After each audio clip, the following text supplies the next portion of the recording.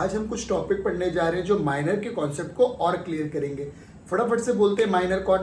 कहता है वो बंदा जिसने अपने 18 ईयर्स को कंप्लीट कर लिया है वो मेजर है, यानी 18 से जो भी कम है वो माइनर है। अब देखते हैं कुछ पॉइंट्स क्या हमें समझ आ सकते हैं। फर्स्ट पॉइंट कहता है minor can not make his parents liable for any act. कहता है कोई भी काम अगर माइनर कर रहा है, यानी कोई भी एग्रीमेंट अगर माइनर कर रहा है किसी के साथ, तो उसके घर वाले लायबल नहीं होंगे। कब तक लायबल नहीं होंगे? जब तक घर वालों ने कंसेंट ना दी हो। एक छोटा सा एग्जांपल कहता है यार कभी कभी घर के बाहर आइसक्रीम वाले आ जाते हैं और बच्चे आइसक्रीम वाले को देख के कहते हैं भैया एक आइसक्रीम देना। अगर वो भैया आइसक्रीम दे किसको? माइनर को, बच्चे को, क्या उसके घर वाले पैसे देने के लिए लायबल है? नहीं, जब तक उनके घर वालों ने हाँ ना कही हो। क्या फर्स्ट कॉन्सेप्ट आ सकता है minor can not make his parents liable. अब कहता है सेकंड कॉन्सेप्ट, कहता है contract between major and minors. कहने का मतलब क्या है? कहता है दो लोग अगर एक माइनर और एक मेजर कॉन्ट्रैक्ट कर रहे हैं एक मेजर के साथ, तो कहता है सिर्फ और सिर्फ इधर वाला मेजर पार्टी और इधर वाला मेजर पार्टी लायबल होगा, माइनर की कोई लायबिलिटी नहीं होगी। यानी contract with major and minors, then only and only both the major parties will be liable, minor parties will not be liable. Third concept है no specific performance. What do you mean by specific performance? कहता है specific performance मतलब court कभी कभी आपको compel कर देगी, जैसा आपने एग्रीमेंट में प्रॉमिस किया वैसा आप परफॉर्म करो। फॉर एग्जाम्पल, मैंने आपके साथ एग्रीमेंट किया कि मैं आपको एक बुक बेचूंगा और बाद में अगर मैं मना कर दूं कि मैं नहीं बेचूंगा, तो शायद कोर्ट कभी मुझे कह दे कि आपको ये बुक बेचनी पड़ेगी। कोर्ट ने मुझे क्या कर दिया? कंपेल कर दिया। किस चीज के लिए? परफॉर्म करने के लिए। कहता माइनर के केस में ऐसा नहीं हो सकता। कोई भी कोर्ट माइनर को कंपेल नहीं कर पाती किसी भी परफॉर्मेंस देने के लिए। Then the third concept is no specific performance. Fourth concept कहता है क्या माइनर पार्टनर बन सकता है? हमने कहा यार 12th में हम पढ़कर तो आए कि minor can become the partner but only for profit sharing, यानी माइनर की लायबिलिटी अराइज नहीं हो रही, बेनिफिट मिल रहा है तो इट्स ओके। कहता है yes minor can become the partner but only in the existing partnership form for profit sharing only. कि ये भी आ सकता है। फर्स्ट हमने क्या बोला? Minor can not make its parents liable. Second हमने बोला कि अगर दो मेजर और माइनर के बीच में कॉन्ट्रैक्ट होगा तो मेजर पार्टी सिर्फ लायबल होंगी।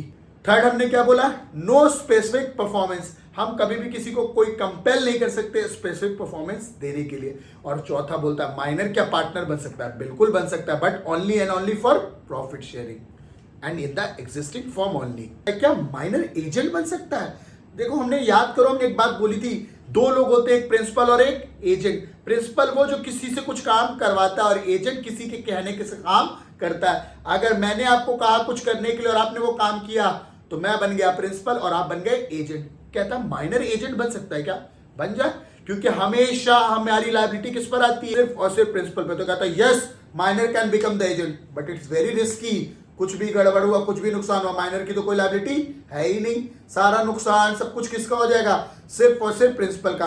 तो कहता अगर आप रखना चाहो तो रख लो, बाकी रिस्की तो बहुत है। क्या ये कॉन्सेप्ट भी आ सकता है? अगला कॉन्सेप्ट कहता है कि माइनर शेयर होल्डर बन सकता है। हमने कहा बन तो सकता है but company issue and a lot करेगी उससे नहीं, क्योंकि वो तो एक एग्रीमेंट है। कोई अगर शेयर ले रखा हो, यानी प्राइमरी मार्केट से अलाउड नहीं है, सेकेंडरी मार्केट से अलाउड है, और कोशिश करते हैं कि फुल्ली पेड अप हो ताकि रिस्क झंझट झमेले ना हो, क्योंकि माइनर बाद में लायबिलिटी उठाएगा ही नहीं। तो जनरली हम कह सकते हैं यस बन तो सकता है but only in secondary market. अगला पॉइंट कहता है कि क्या माइनर की लायबिलिटी आती है टॉर्ट्स में। हमने कहा व्हाट इज टॉर्ट? कहता tort is a civil wrong. कुछ गलत हो गया पर हमारी इंटेंशन गलत नहीं थी। कहता sir other than Indian Contract act अगर कोई और टॉर्ट्स हैं तो उसके लिए शायद माइनर की लायबिलिटी होगी।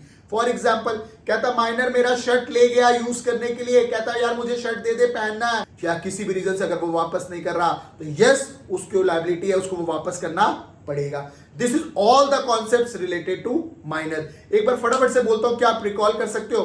फर्स्ट हमने क्या बोला? अभी भी वो अपने पेरेंट्स को लायबल नहीं बना सकता। Minor can not make his parents liable. हमने कहा दो मेजर पार्टीज और माइनर के साथ कॉन्ट्रैक्ट हो रहा तो only and only major parties will be liable.